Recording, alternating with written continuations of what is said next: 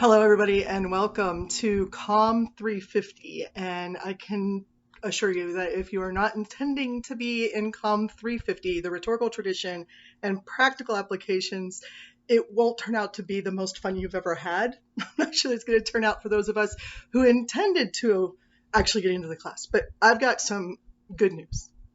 Every year, I tell my students the same thing.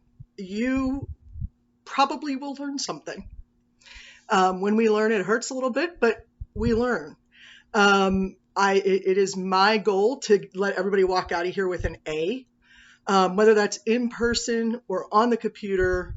My job is to make sure that you do the very best that you can. That means you have to work the hardest you can in this class to get that grade as well. So whatever it is that you're looking to earn, we could do it. Are you going to fail? Probably not. I've been teaching this class since 2006 and have yet to fail anybody who has shown up or done the work or told me they had a problem. If you don't show up, you don't turn in your work, I can't help you, right? At that point, I'm just stuck. So what I want to remind you to do is just simply stay with the class. And if you have any questions, comments, concerns, complaints during the semester, let me know and we'll work through it. How's that sound? All right. Now, hopefully I got some of your anxiety out of the way, but I'm not sure that I got even most of it. So let's just dive in. You've had 2 days now to sit and ruminate on your syllabus. Some of you have already told me that you find it quite large and intimidating. And I understand that. There's a lot of reading here, and you have a book where we're only going to be reading a portion of it. We're not even going to try to get through the whole book. Like, that's crazy talk. Who writes books this big? Well, first of all, this could be a 2-semester class, in which case they'd want you to use the same book. But secondarily, it's not, by the way. And secondarily, I don't want to overwhelm you to the point that you actually don't read anything, because then you won't learn anything either. And so I've cut back on the number of readings, the amount of, pages, the number of pages that are in each of these, just so that you can experience a wider variety of theorists than I ever had the chance to study. For example, when I was studying this, there were old, dead, white dudes. And for the most part, that was it. There were possibly 3 or 4 exemptions to that I could have named a woman who would have been considered Western, usually white. So, in fact, in almost all cases, white. So we went from that, which, let's see, I was in school a long time ago. I'm older than some of your parents. I know that. So I don't know how far back I want to go. But let's just say the mid-90s. The mid-90s, at some point, I went to school, graduated, and went and got my master's. How's that? And I didn't get my PhD until 2000, after 2007. So that sounds a lot better, like I'm a lot hipper or something. But I finished my PhD in 2007. And prior to even finishing the PhD, I had not been introduced to a lot of the theorists that we're going to talk about. So I'm pretty excited because since 2006, when I started teaching this course until now, it's been like every 2 years, I've completely revamped the type of people that we talk about and the type of rhetoric that we talk about and how we talk about it. So I'm pretty excited that this year was another revamp year, and with the new edition of this text, so much cooler stuff than I could have ever imagined, and I'm very excited about it. So let's start there with your book.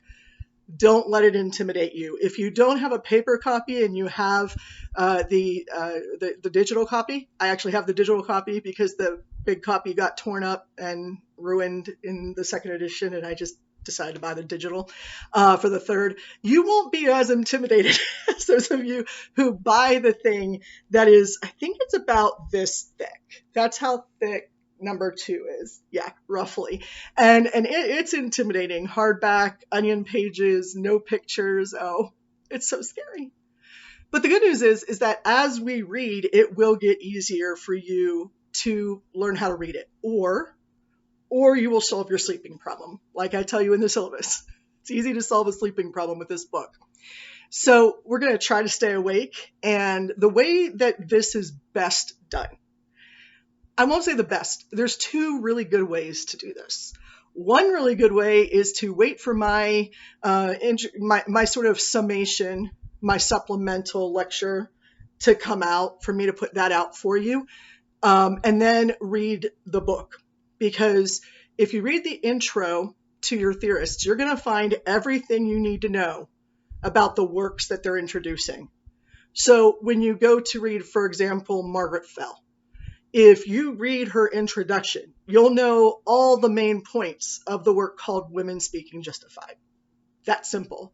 Now, why would we even make you read it then? Well, because you finding it within the context of the actual theorists is very important, which leads to the second way that it's okay to do this that I think is really good, which is to just dive in and read and then wait for my lecture to come out and go, oh, I didn't get any of that.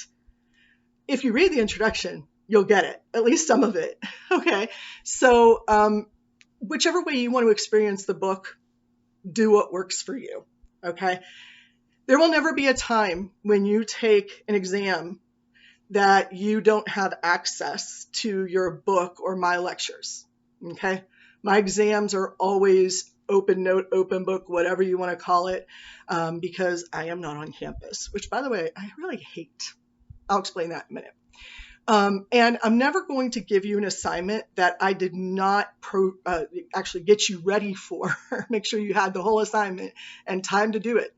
I won't make anything due before then. So you will have not just notice to take your exams, but you'll have a full week to take your exam. So you could do it when it works for you.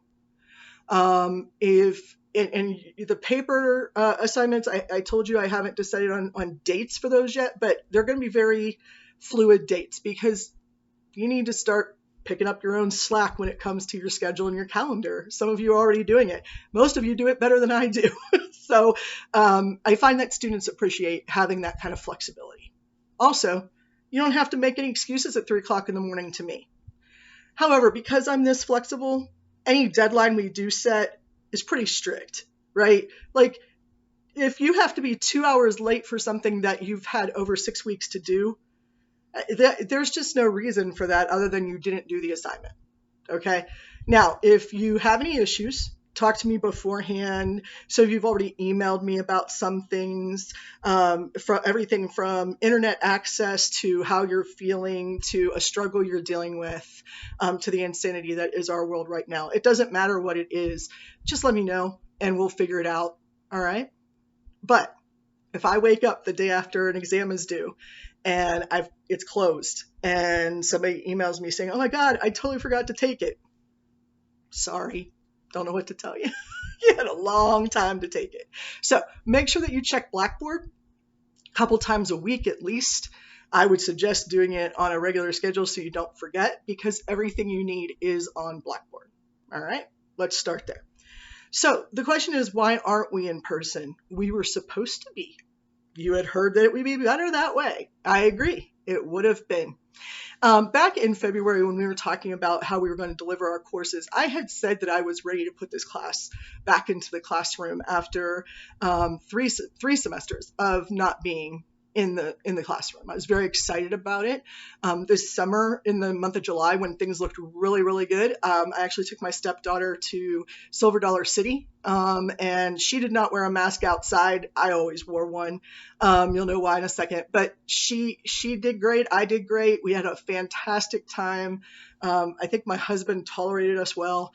And we had sort of a little miniature family vacation 30 miles away. We didn't stay in a hotel, but we did get to stay at our lake house. And, you know, we were still being cautious, but we were excited to get out in the world. And then for some reason, after July, rolling into August, it started to look a little scarier.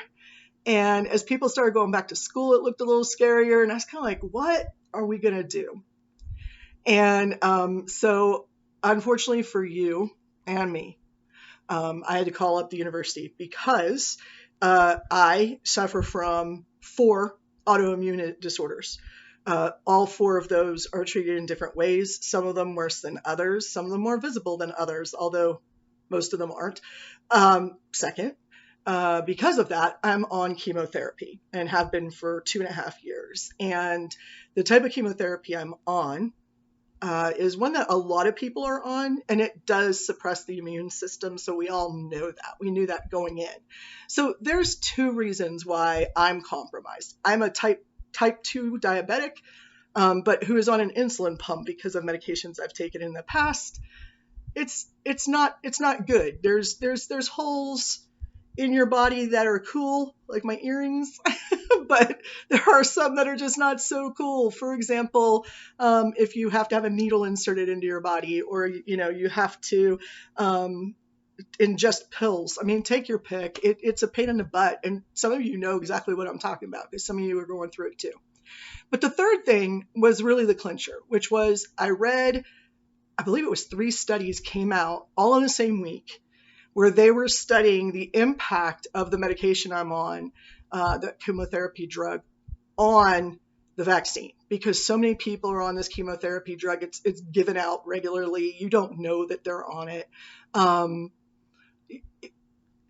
They did a study on it because there are so many people taking it, because it treats so many different illnesses, chronic conditions. So 3 studies. 3 studies show that everybody else in the general population, for lack of a better word, the vaccines are 97, 98% effective on them. Everybody who's taking this drug, it's about 62% effective. And they don't know if that means like it's effective on one person, 62% versus 97% in someone else, or if that means that like all of us are at 62% and we're at greater risk. No one knows.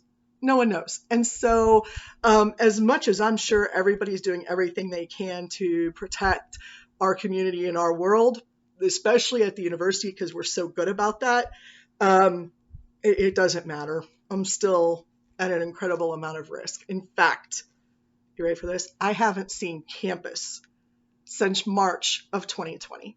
I live in Nixa. I don't have a reason to go there. My office is still full of boxes because I just moved offices when this happened. It's so frustrating. Like when you have an office, you're ready to go in and decorate it and organize it, and I can't yet. My doctors are telling me no. So I apologize that we are not in the classroom. But the good news is that this gives us a little more flexibility on how much time you have to read, to ask me questions, and for me to give you lectures online. And that means that if I put a lecture up online, it could go as long or as short as it needs to go. And we don't need to worry about classroom time or taking up a portion of your day when you're too busy. And some people have said that my lectures are, in fact, boring enough to also put you to sleep. So you may need that. Get some headphones and climb into bed and fall asleep. I don't know. Maybe we learn that way. When I watch Supernatural, or I have Supernatural on in my headphones when I go to sleep at night, I dream about Supernatural. So maybe if I went to sleep with, rhetorical theory in my brain and my earphones, I would dream about rhetorical theory. I'm not really sure. But it's worth the argument, right?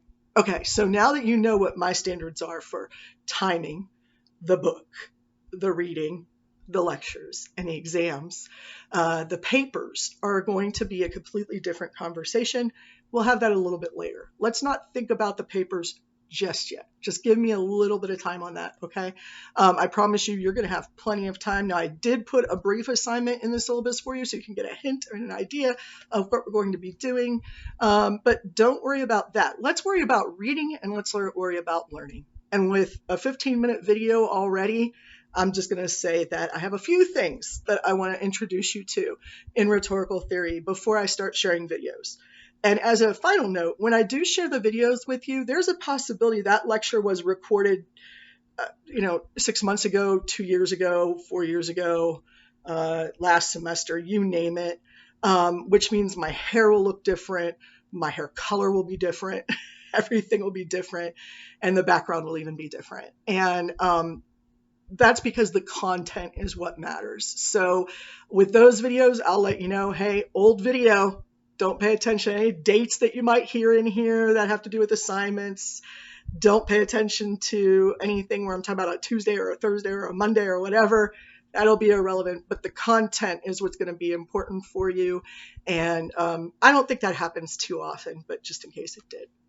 Last but not least, you might be wondering, what's with the incredibly unprofessional background, Dr. D? That is a good question. As you can see, you have my French country blue and white pillow back here, my couch, an incredibly old painting, some 1970s style candle holders. I don't know what's going on in this room, but the fact of the matter is this is my sitting room where we watch TV and all that fun stuff. And you're thinking, don't you have an office? Of course I do. I have a great office downstairs. It's exactly the color I always wanted. It's got books in the background and bookshelves and some like sort of 18th century Americana in it. And I really, really, really, really like it. It's a place that I pretend Alexander Hamilton would have been doing something fun or writing his next great piece or whatever. But I'm not there. The reason is it is downstairs and I am upstairs. And you probably don't know this, but about 12 days ago, I had surgery on my foot and I'm not allowed to go up and down stairs. In fact, I have to use a little knee scooter in my house. I look like a drunk toddler on my knee scooter, which is to say that I'm completely uncoordinated. And I didn't break my foot. It's not from an injury. It's actually from one of my chronic illnesses. So I had to have the surgery. There wasn't a choice. It was either that or lose my foot. Surely you can understand I wouldn't want to do that. But it does mean, several weeks of recovery, which means you get this background periodically. Apologies, but not really. I mean, surely you can understand. So hopefully none of you are going up and downstairs with a broken leg or an injured foot or whatever. And hopefully you're able to take the time that you need to spend on this class in a way that's not going to interrupt your life. I know that we all have, on top of our usual anxieties and pressures and stresses, the added COVID stressor. And I'm sure you're sick of hearing that. Like, everybody gets it. But it is an added stressor. And it's not just for you, it's for all of us. It's for everybody at the university too. As parents, as grandparents, as teachers, as colleagues, you name it, it is a concern that is weighing on all of us, even though it's not something that we talk about. So when we talk about rhetoric, this is where you want to start taking notes. When we talk about rhetoric, you may think it has nothing to do with anything else. Kind of like, oh, we're all going through COVID. Don't worry about it. Oh, rhetoric exists. Don't worry about it. But as you can already see from some of the answers that you've put up on the Blackboard assignment that I have on the discussion board, as you can see there's many different ideas about what rhetoric is. And there's still plenty of time to get that answer done. You don't have to feel any pressure. Go into the discussion board at some point and answer that question, because what is rhetoric is a question that's answered so differently by all of us. And we're going to deal with it differently than you have outside of the classroom before. I think in 210, you might have worked with a definition of rhetoric or one of your other classes, environmental rhetoric or something like that. And you probably already know that Aristotle has the standard definition of rhetoric, and we can use that. That's where I start. Beyond that, more definitions come out. So if you're looking for me to give you the final answer of what is rhetoric, I'm going to have to tell you, sorry, you have to wait till the end of the semester when you have decided. For now, it sort of exists, right? Like a bad joke in the background of our minds where we see it on TV, we watch it on the news. People are picking apart other people's rhetoric. What does that mean? If rhetoric is so empty and meaningless, why do we talk about it so much? Why do we use that as an accusation against a current president or a past president? What's up with that? Well, the answer is that according to Aristotle, rhetoric is the art or skill of knowing in any particular instance all the means of persuasion. There's three parts to that. It's an art or a skill of knowing. So it's a way of understanding. It's a philosophy. It's a way of understanding. The art or skill of knowing in any particular instance, meaning that in any context, I can tell you what the rhetorical underpinnings or constraints are. Okay? Or opportunities, depending. In any particular instance, all the means of persuasion. And this does not just mean what the speaker chooses to utilize. This can include, as we've learned over the past, 2 centuries, or past 2 millennia. As we have learned over the past 2 millennia, I need help understanding the difference between centuries and millennia, apparently, uh, is that it has evolved and changed to include the environment that you're watching rhetoric occur in, if you want to look at it that way. We've seen it as an object, as a method of analysis, as a course of study. Some people even as an ontology, a way of existing in the world, that you could create your own world with the rhetoric that you put forth. You know that position. It's called constructivism, and I'm sure you've heard it. Our department adheres to it pretty closely because that is why we study communication, because we believe that it does something, right? That it holds power.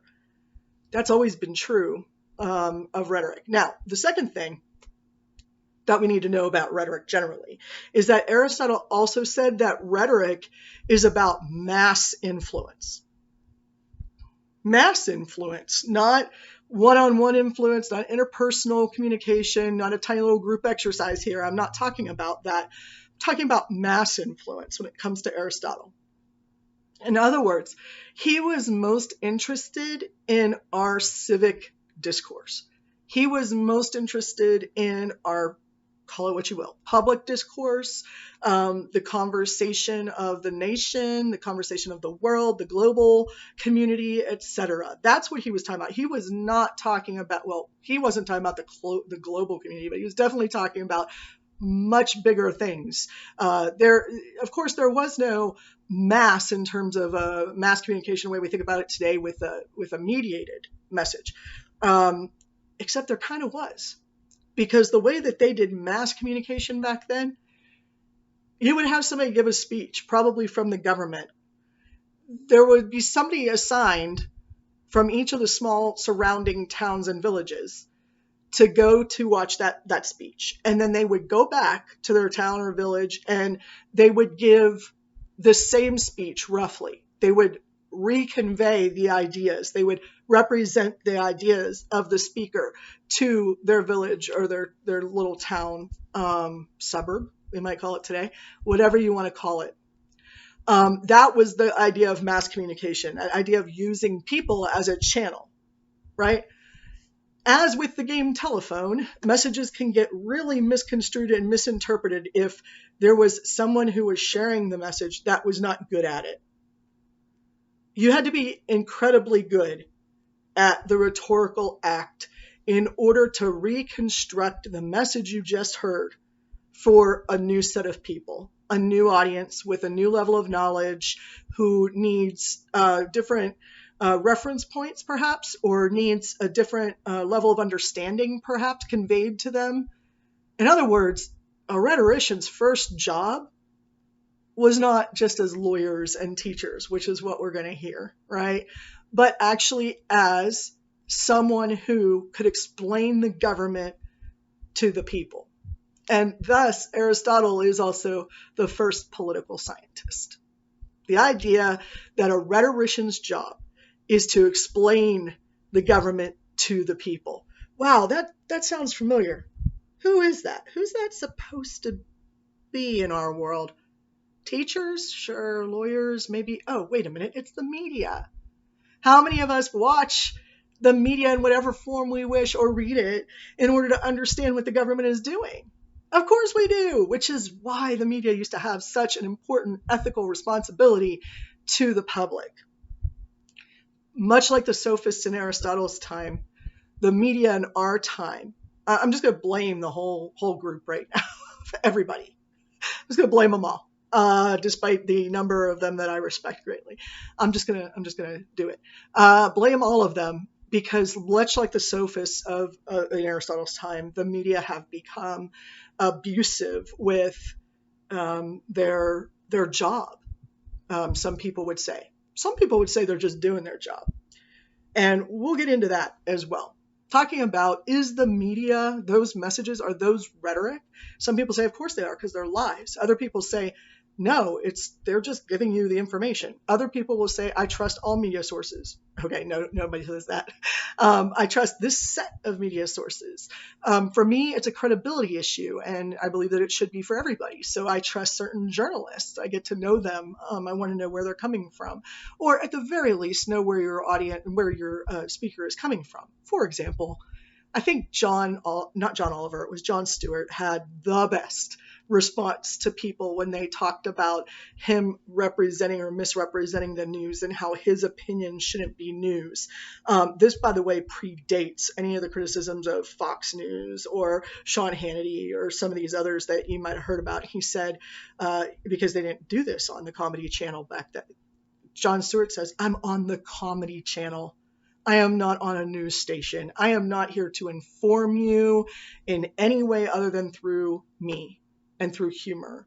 And he got blamed a lot for quote unquote misinformation that he never gave. I mean, his job was to sort of, what's the word I'm looking for, skew the perspective of politics at the time. That was his job. That's what made it funny to some people, me especially. And I feel like John Oliver does that as well. That doesn't mean that everything they say is absolute truth. I mean, I'm pretty sure there's not a squirrel named Mr. Nutterbutters who comes out and sues people that John Oliver doesn't like. If you watch John Oliver, you know exactly what I'm talking about. If you don't watch John Oliver, don't try to figure that out. Just know that there's a line between reality and comedy that has gotten truly blended. So if I only watch Seth Meyers and the two Jimmys and who else do I watch? Stephen Colbert, and listen to podcasts from Pod Save America or from NPR or Fox, or pick your source. If I only do that, and I only listen to, let's say, 5 of those, and they all happen to be Stephen Colbert, John Oliver, the two Jimmys, and who was the last one? Seth Meyers. Let's just say that was all I watched. That comedy for information thing is really going to skew my perspective of what's going on in the world. It's going to skew my perspective of what ideas I should be getting from my government. And I certainly am not going to know the exact truth when the point of comedy is to somehow skew or mutate the truth in order to be funny. The most dangerous thing we can do is not critically think about the messages that we are receiving. I think it's probably safe to say that we all know when we're listening to a complete crazy liberal person or a completely crazy conservative person. We can know that. We can acknowledge that. We can still listen to them. But if we filter it through the idea that they are coming from a certain perspective, we can find the news. We can find the truth. We can find the information that we want. Same as if I do watch those 5 comedians and that's it, I know they're comedians. So as long as I know that I'm viewing through that filter, I'm okay. What starts to happen when we do things like, hey, you're watching Fox News, and it turns out all you're getting is somebody's opinion or their skewed perspective that is truly skewed. Rachel Maddow, Chris Hayes, all of them. It doesn't matter who you like. What matters is are they news? I think it was over 20 years ago now that I was in Columbia, Missouri, and I was thinking about this exact question when it came to, what was his name? Wow, I just had it on the tip of my tongue. It wasn't Sean Hannity. Bill O'Reilly. I had listened to his radio show religiously. Not because I was carrying the flag of the GOP or something, but not that I'm not, but I enjoyed listening to him. I felt like he gave me a lot of information. One day I was listening to him, it would have been about 2004-ish. I heard him say that people should not send their kids to college because they'll just be mind numbed and essentially hypnotized by the crazy liberal agenda. And I thought, holy crap. I'm about to become a college professor. I'm in the process of that. I was very close at that point. And he's telling people not to go to college. The dude went to Notre Dame. My dad went to Notre Dame. What happened? Bill, what are you doing? And then I realized that that particular statement was not news or information. That was an opinion. And suddenly I was like, I can't listen to this guy. I did, of course, because he's Catholic and Irish and went to Notre Dame. And even though I didn't always agree with him, I always felt there was some level of ethic there until that day in 2004 when I started to have doubts about Bill O'Reilly. And then I started having doubts about Fox as a corporation. But that didn't really happen until about 2010 or 2011, where I was really going, I'm not really sure what they're doing here. This doesn't seem right to me. Everybody else, I'm cool. And so I kept watching this go on. And I don't know how many of you know this, but Fox now is no longer allowed to call itself a news station. It's actually an entertainment station. The FCC requires that stations label themselves and say that they're for a certain purpose. NPR, NBC News, ABC News, CBS News, anything like that is still considered news, which means that they can't have raging opinion pieces unless they're small segments or they're on there for a purpose. But the news that you're supposed to be watching, it's not going to be unbiased ever. Never, ever, ever will it be completely unbiased. But it is easy to determine what it is, what information you're supposed to get out of it, right? And if somebody just shares one perspective or one idea or one thought process, then I'm only going to understand it in one way. But when somebody's giving you information that is not biased or as unbiased as possible or as little biased as possible, or so much about the bias that you can see through it, and you're able to pick out the truth, the information from that, that's when you have news. So you're probably thinking, well, there are times when I might watch, not Bill O'Reilly anymore. You know who I really like is Shepard Smith. I love that man. His standards came a little late, but he did call on them, and I was impressed with him for doing that. I personally really think Dana Bash has a lot of credibility. Rachel Maddow is very educated, but she's very obvious in her perspective, right? Seth Meyers is hilarious, but very obvious. But knowing all those things, can I call out of that the truth or a truth that I need to know? And the answer is yes, because anyone who critically thinks about, and I don't mean like you have to sit down and write a paper. I'm just saying critically think, like for more than 2 seconds about what it is that you're hearing and where it's coming from, you're going to be able to call out the truth or a truth, more of a truth, whatever place you want to put it on that spectrum. Now we're going to read some guys who think that there is such thing as one big T truth out there and that we all can know it and we all should know it. We should just be philosophers and study life till we find truth. It sounds great. I wish I could do that for a living. Unfortunately, philosophers aren't paid a whole heck of a lot. So we can't do that anymore because we can't deny the processes that we go through in order to understand our political system, to understand our role in it, to understand citizenship, to understand democracy, and so on. So is rhetoric important to you right now? Well, only if you want to learn something about the world that's going on. Only if you want to know whether or not you should get vaccinated, whether or not you should wear a mask, whether or not it's illegal not to wear a mask, whether or not it's illegal to wear a mask, whether or not the CDC is saying something specifically, just trying to figure out what's right and what's wrong, what's policy.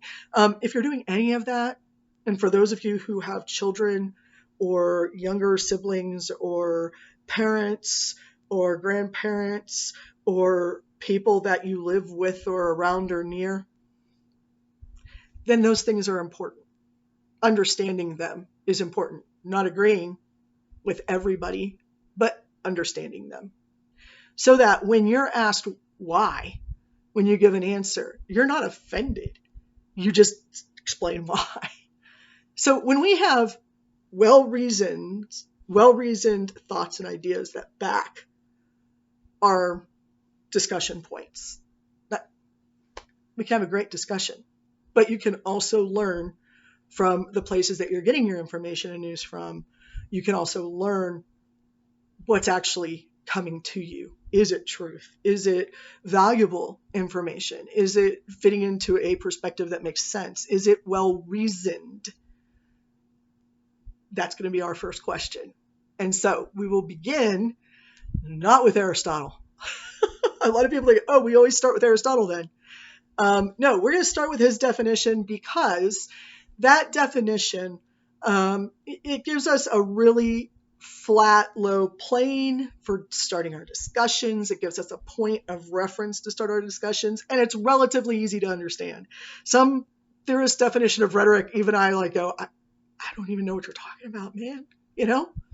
So we're going to start with his definition of rhetoric and know that that's the definition we start with. But we start talking about rhetoric a little bit differently in your first readings. The first person that you read, I believe, is a sophist talking about, I believe it's the Enchiridion on Helen, I have you reading first. And that piece is going to tell you a lot of what you need to know about how people might view rhetoric. Is it just for entertainment? Is it for news information? Is it an object? Is it a subject? Is it a method? Is it a analysis point? Is it, I don't know what else. It's not a descriptive. That's all I know. So we have that. But when people say rhetorical question, you might think, oh, well, that's what rhetoric must be then. And the answer to that is no. A rhetorical question is a question that does in fact have an answer, but the answer is so varied and so layered that you actually need to think about it. So the question in of itself is the argument. So when somebody says, I have a rhetorical question, what they're doing is they're making an argument by asking that question. They are not asking to have that answered. So it's not just an unanswered question. It's a lot bigger than that, because why else would you have a rhetorical question unless you had a point to make? So let's keep all of that in mind. I just threw a lot at you, a lot of cliches, a lot of pop culture stuff we're not going to talk about a whole heck of a lot from here on out. But when you start reading about, or you start reading these theorists, they're going to be practicing, in some cases, rhetoric, talking about how to practice rhetoric, teaching and theorizing and philosophizing about life, because some of them will explain that to them, life can only be experienced through language, through our words, and through the rhetorical act. Is to say that when I use rhetoric, I'm performing, I'm doing something, I'm performing a task. All right, I'm going to leave it there. So to review, all of my policies are on the syllabus. If you need something, let me know. We're going to be meeting online, and that's it, and on your schedule. I will, however, every Thursday from 3 until 4:30, 3 to 4:30. Yes, every Thursday from 3 to 4:30. I will have a Zoom session open just for this class. And I'll be here, and you can, I will, every week, I will put up the link to that so that you can come on if you want. If more than one of you is on at a time, that's fine. If it's one-on-one, that's fine. If you guys say, hey, I want you to give a lecture on blank, usually I'll record those so that you can watch them whenever you want. But if you want to come have a discussion, that would be fine. So they are virtual office hours. Look at it that way, but look at it as virtual office hours for the class. So they could be class time hours if you want them to be. Always optional, never required. So that's Thursdays from 3 to 4:30 every Thursday, unless I let you know otherwise. But every Thursday, 3 to 4:30. I'll be available to you. Simply come on. I may have a little note saying I'm here, make a noise, let me know that you're here, and I'll come over to the computer immediately. Meanwhile, welcome. I'm excited to have you, and look for the first video to come up actually very, very soon.